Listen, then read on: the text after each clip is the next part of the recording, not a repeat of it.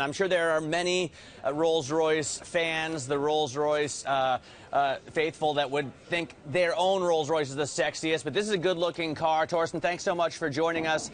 I have to ask you first about the unveiling. Typically, you would roll out a new car at one of the big car shows in Frankfurt or Geneva for Rolls-Royce, and you've decided to do this one online. Why is that?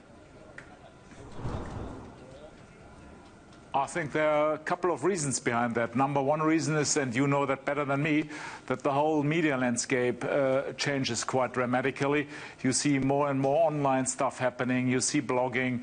You see that these, let's say, demand for information and to really stream information quickly into the world is raising and raising and raising. So for that reason, we were catering to these demands. And number two, you would also see that our clients, who are getting younger and younger as well over the years, are also very much used to what I would call modern devices, online media, and all that stuff. So we are catering basically for new needs in the market. And honest, I think a car show is great, but it's for the future not any longer sufficient to really make the big noise around an unveil of a car. All right, we're looking at pictures of really your second drop head. I think you have a Phantom drop head out already, but this one apparently has more leg room. And the rear end kind of reminds me of an old Chris Craft, an old boat. What do you think are your favorite design cues on this? I mean, favorite design cues on the Dawn are definitely what we call the waterfall panel, which is lovely, where we have put the whole canopy paneling outside onto the roof, but also down into the interior of the car, and that is gorgeous. And that is exactly, as you say, that reminds very much to what I would call professional crafting in a yacht business, and it looks like a J-craft or whatever kind of yacht you are looking into. And that is exactly also the feeling when you are driving that. It is gorgeous. Under the sunshine, imagine sitting in this car, driving down the Pacific Coastal Highway. No better place on earth. All right, with, of course, as much power as a Wraith, I'm sure it's a lot of fun. You're aiming towards, or we read anyway, that you're aiming towards getting more female buyers as well as more younger buyers. 70% of your buyers are men. Does this car, does the Dawn head in that direction for you?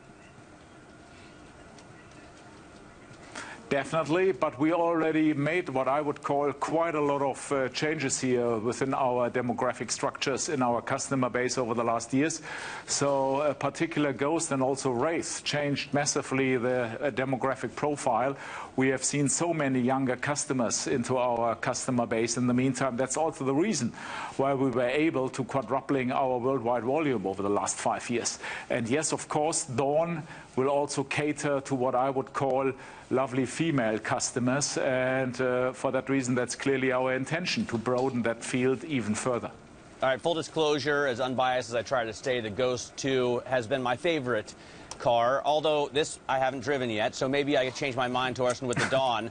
Let me ask you about that worldwide sales figure. You broke 4,000. You broke 4,000 last year. It was a 12% gain. The U.S. is your biggest market, but China is your second biggest, and they're obviously having their issues. The United Arab Emirates is your third biggest. They're obviously having commodity price issues.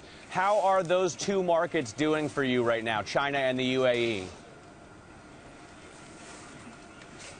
I would say that, and we all know that the China market is currently seeing quite a contraction in the luxury goods business, and that is not only true for cars, but also jewelry, watches, whatsoever. Many, many reasons behind that, and of course we are also as well affected by that. And I must even say quite substantial. So for that reason, it is hard to say how much of that we can really compensate by the rest of the world. United Arabian Emirates, I think the situation is for us much better. This whole market is in the meantime our second biggest market right after the United States. And we have seen also nice growth figures this year here in the UAE, but not only in the UAE, but also what I would call the broader Middle Eastern region. So I'm still satisfied with that. But all in all, of course, China is an issue and is also, let's say, something we are watching carefully.